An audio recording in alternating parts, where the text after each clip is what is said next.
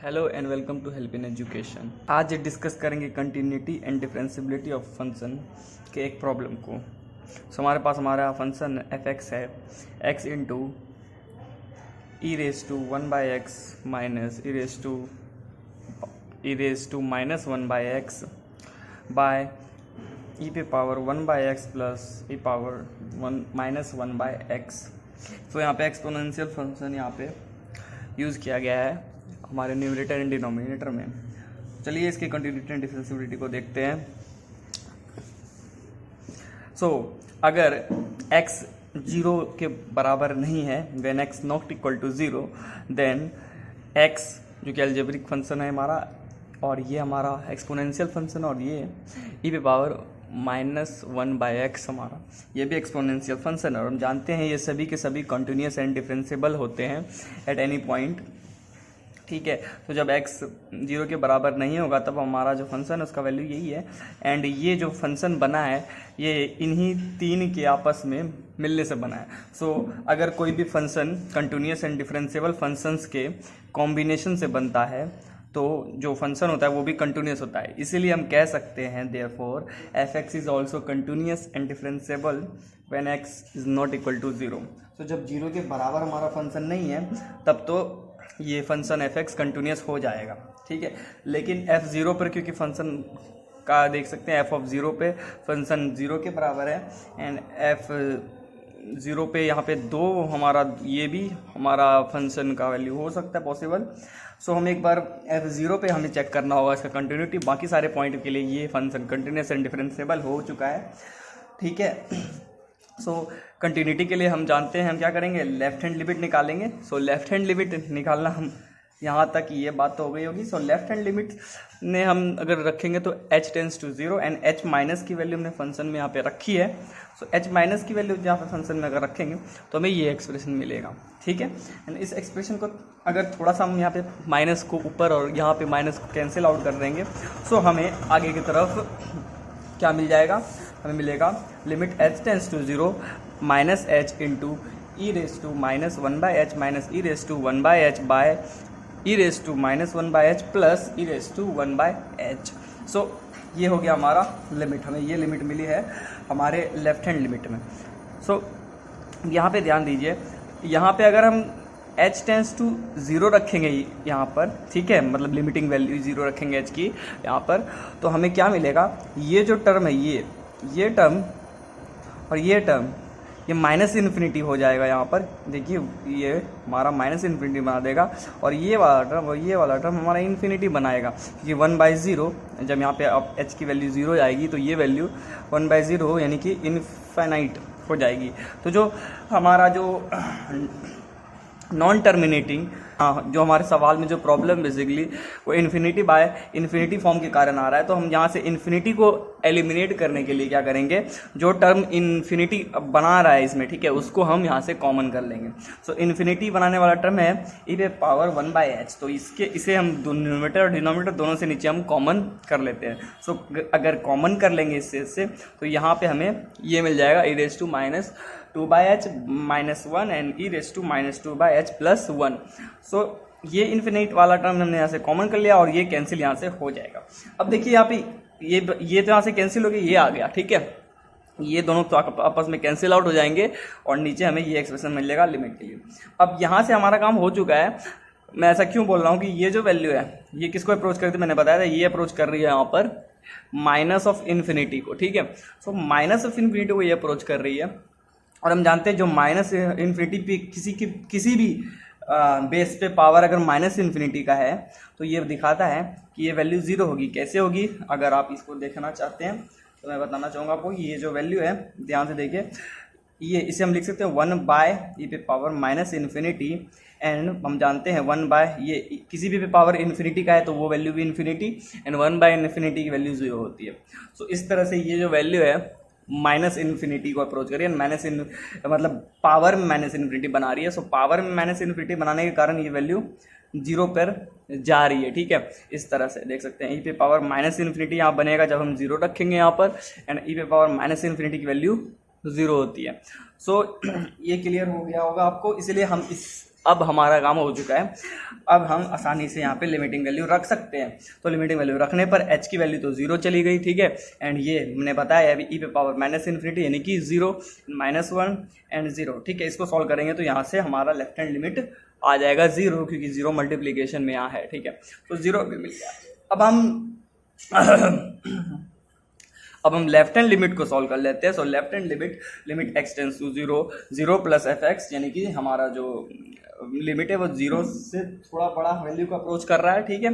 तो चलिए यहाँ पर इसको h में अगर चेंज करेंगे तो हमारा लिमिट बनेगा limit h tends to 0 h, और फंक्शन हमारा h में है, f ऑफ h हमने फंक्शन में h रखा है x के जगह पर f ऑफ h हमारा ये हो जाएगा फंक्शन में, ठीक है। हमारा फंक्शन क्या था, फंक्शन ये हमारा x ऑफ दिस तो जहाँ x था वहाँ हमने h को रिप्लेस किया है f ऑफ h के लिए, और ये काफ़ी आसान सी बात है, ठीक है। सो यहाँ से हमें ये मिल गया है, ठीक है।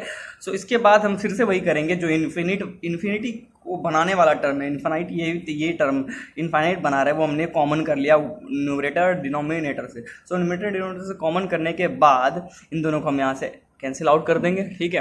एंड कैंसिल आउट करने के बाद फिर से हमें ये इस फॉर्म में हमें मिल जाएगा ये, एंड ये फिर से मैं बता रहा हूँ ये 0 को अप्रोच करेगा जब h की वैल्यू 0 में यहाँ रखेंगे, और ये भी 0 को अप्रोच करेगा जब h हमारा 0 अप्रोच करेगा, ठीक है। सो अब लिमिटिंग वैल्यू रखने पर फिर से मिल जाएगा 0 × 1 - 0, और ये तो 1 है ही, ठीक है। सो 1 + 0 = 0, क्लियर है। तो इस तरह से राइट हैंड लिमिट में हमारा 0 हो गया, और क्वेश्चन में दे रखा है एंड f ऑफ 0 हमारा 0 है, तो f ऑफ 0 एंड ये सारा जितना भी वैल्यू आया हमारा left hand limit, right hand limit और f ऑफ 0 सभी 0 आया। सो हम कह सकते हैं कि लेफ्ट हैंड लिमिट बराबर है राइट हैंड लिमिट के बराबर f ऑफ 0 के।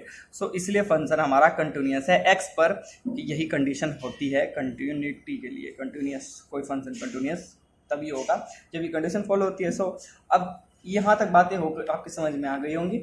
आगे बढ़ते हैं। For differentiability at x = 0, differentiability के केस में हमें right hand derivative and left hand derivative RHD and left hand derivative LHD निकालना होता है। सो राइट हैंड डेरिवेटिव हमारा होता है limit h tends to 0 f क्या होता है fc + h minus f of c होता है, ठीक है, बाय h। इस तरह का होता है राइट हैंड डेरिवेटिव जाके लिमिट h टेंस टू 0 होता है। सो यहाँ पे c के जगह पे 0 पे हम चेक कर रहे हैं, c हमारा 0 है तो 0 हमने यहाँ पे रखा है c के जगह पे। सो यही है। सो यहाँ से ये आ गया वैल्यू, क्लियर है, ठीक है। ये हमारा RHD होता है किसी भी फंक्शन के लिए एट x = c पर। हमारा यहाँ पे 0 पे हम चेक कर रहे हैं एट x = 0, सो यहाँ पे c के जगह पे 0 रखा हमने। अब यहाँ पे h मैंने यहाँ से बाहर ऐसे इस तरह से लिख दिया है 1/h यहाँ नीचे से, ठीक है। एंड fh - 0 है यहाँ पे। फंक्शन की वैल्यू हम h पॉइंट पर रखेंगे तो हमें यही मिलेगा जो पीछे हमने यूज़ किया था। सो यहाँ से x के जगह h रिप्लेस करके फंक्शन लिखा हमने एंड f ऑफ 0 की वैल्यू 0 गिवन है तो ये 0 हो गया, ठीक है।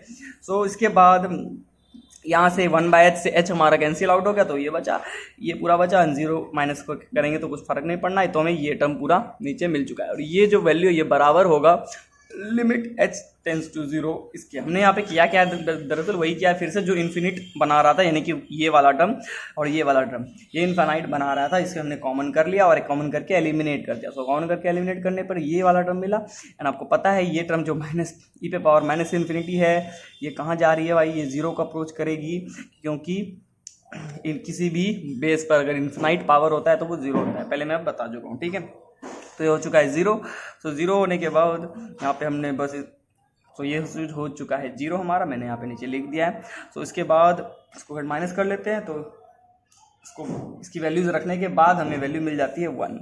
इसी तरह LHD को भी सॉल्व करेंगे। हमारा लेफ्ट हैंड डेरिवेटिव होता है किसी पॉइंट C पर h tends to 0 f of c minus h minus f of c by minus h। So बस इसी पर हमने यहाँ पर रखा है जहाँ की c की वैल्यू 0 है, तो इसलिए हमें left hand derivative eight point c क्या मिलेगा, ये, ठीक है। सो इसके बाद इसको सॉल्व कर लेते हैं थोड़ा सा। f ऑफ 0 के जगह पे 0 रखा, सो यहाँ से ये मिला and f of minus h हमने रखा। अब ध्यान रखिएगा f माइनस h जब रखेंगे तो फंक्शन में यहाँ पे बाहर माइनस h आता है। यहाँ पर मैंने यहाँ पे थोड़ा सा एक स्टेप नहीं लिखा है, थोड़ा सा समझिए। अगर इसको अगर थोड़ा सा लिखते अगर तो इस तरह से फंक्शन मिलता 1/-h बाहर अगर कर देते f ऑफ माइनस h अगर लिखते तो हमें मिलता -h इंटू e पे पावर ई पे power minus 1/h minus e by 1/h by e पे पावर माइनस 1/h प्लस ई पे पावर 1/h, ये मिलता है। सो यहाँ से माइनस एच से माइनस एच कैंसिल हो गया, इसीलिए यही वाला टर्म जो इधर बचा था यही यहाँ पे नीचे मैंने यहाँ पे लिखा है। ठीक है, सो ये हो गया। अब यहाँ से हमने कॉमन फिर से किया है, फिर से वही टर्म कॉमन किया बार बार। ठीक है, ई पे पावर 1/h को मैंने यहाँ से कॉमन फिर से कर लिया। यहाँ से कॉमन करने के बाद ये हमें मिला। सो अब लिमिटिंग वैल्यू यहाँ से रखेंगे तो इसके लिए इसकी वैल्यू हो जाएगी 0 और इसकी वैल्यू हो जाएगी 0। इनकी वैल्यू 0 हो जाने के बाद, इनकी वैल्यू जब 0 हो जाएगी तो बस यहाँ पे मैंने ये लिखा 0 -1 0 +1, इनको सॉल्व करने पे मिला हमको -1। सो यहाँ पे हमें क्या देखने को मिलता है, हमें लगा कि लेफ्ट हैंड डेरिवेटिव की वैल्यू आई थी हमारी, सॉरी राइट हैंड डेरिवेटिव की जो वैल्यू आई थी वो आई थी 1 एंड लेफ्ट हैंड डेरिवेटिव की वैल्यू आई थी -1। ठीक है, सो हमने देखा कि हमारा लेफ्ट हैंड डेरिवेटिव और राइट हैंड डेरिवेटिव बराबर नहीं है, इसलिए हमारा f डैश 0 एग्जिस्ट नहीं करेगा, यानी कि 0 पॉइंट पर डिफरेंशिएबल नहीं है ये। ठीक है, इसलिए f x is not differentiable at x equal to 0। तो यही था हमारा इसके कंटिन्यूटी एंड डिफरेंशिएबिलिटी का चेक। सो हमने क्या देखा, जो हमारा फंक्शन था वो सभी पॉइंट पर कंटिन्यूस एंड डिफरेंशिएबल था, बट x पॉइंट पे ये डिफरेंशिएबल नहीं था पर कंटिन्यूस था। ठीक है, सो आपको कोई भी रिलेटेड डाउट है अगर इससे, तो आप कमेंट में मुझसे पूछ सकते हैं। मिलता हूँ आपसे अगली वीडियो में।